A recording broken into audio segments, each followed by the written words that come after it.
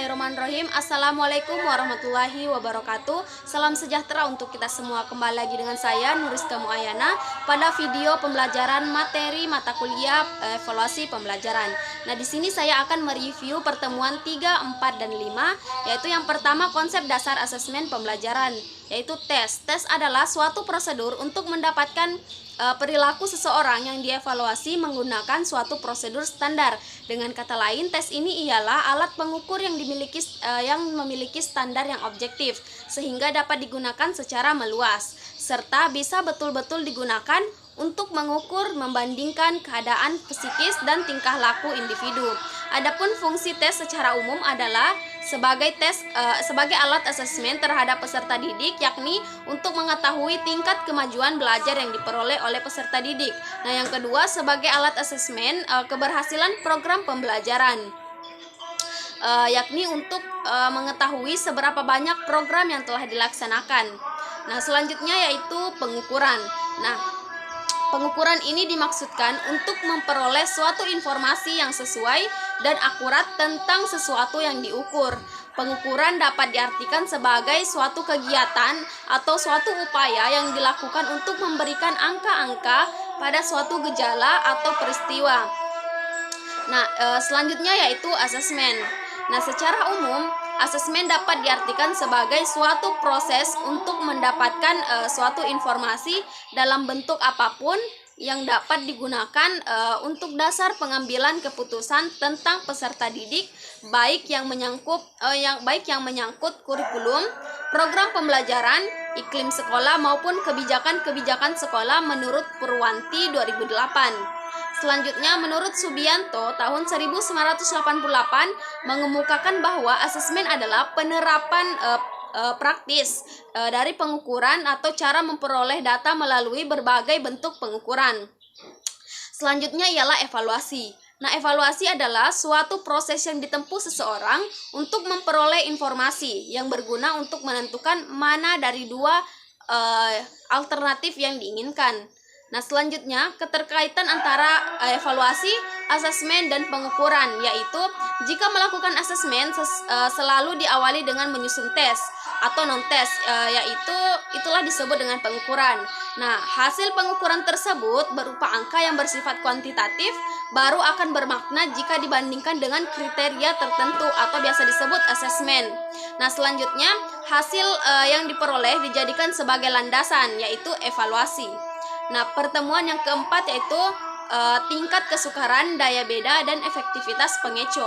Nah, yang pertama tingkat kesukaran, di mana tingkat kesukaran ini adalah derajat kesukaran atau taraf kesukaran butir dalam suatu tes bagi peserta dan dinyatakan sebagai dengan proporsi. Nah, selanjutnya yaitu daya beda. Nah, daya beda ini Daya beda butir tes adalah kemampuan butir tes untuk mengetahui seberapa besar suatu butir tes dapat membedakan antara peserta didik tes yang berkemampuan tinggi dan peserta tes yang berkemampuan sangat rendah. Selanjutnya yaitu analisis pengeco. Nah, dalam analisis pengeco atau distraktor tujuannya adalah untuk mengetahui kemampuan perespon yang sebenarnya dengan jalan memberikan pilihan alternatif yang memungkinkan untuk dipilih, terutama bagi perespon yang tidak memahami butir tes tersebut. Nah, tujuan dilakukannya analisis pengeco atau distraktor pada suatu tes pilihan ganda misalnya ialah untuk mengetahui apakah semua pilihan jawaban telah dipilih oleh peserta tes. Jika terdapat pengeco yang tidak dipilih oleh peserta didik, maka pengeco tersebut tidak dikatakan efektif atau keberadaan pengeco ini tidak ada fungsinya. Nah,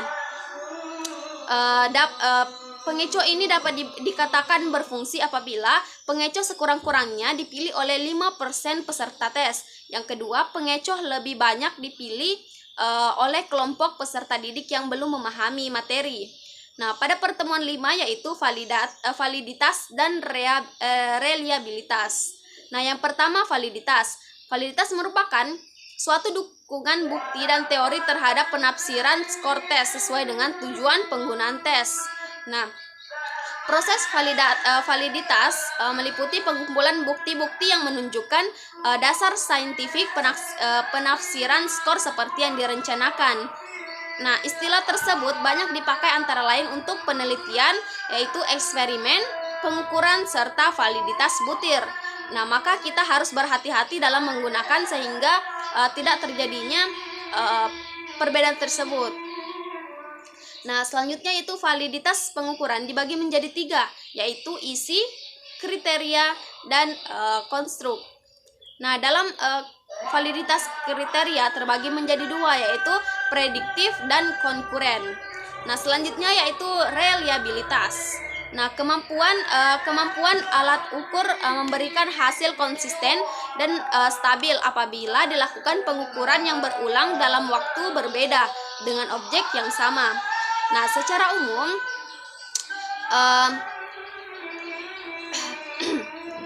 umum ada beberapa metode dalam reliabilitas, yaitu metode tes ulang. Dalam metode ini digunakan satu jenis asesmen yang dilakukan sebanyak 2 kali terhadap kelompok peserta didik yang sama. Selanjutnya metode belah 2 atau paruhan. Dalam metode ini pelaksanaan tes hanya 1 kali, tetapi skor-skor yang diperoleh dibelah 2. Selanjutnya yaitu metode bentuk paralel. Pengujian dengan metode ini menggunakan 2 perangkat tes yang disusun dari ruang lingkup materi yang sama.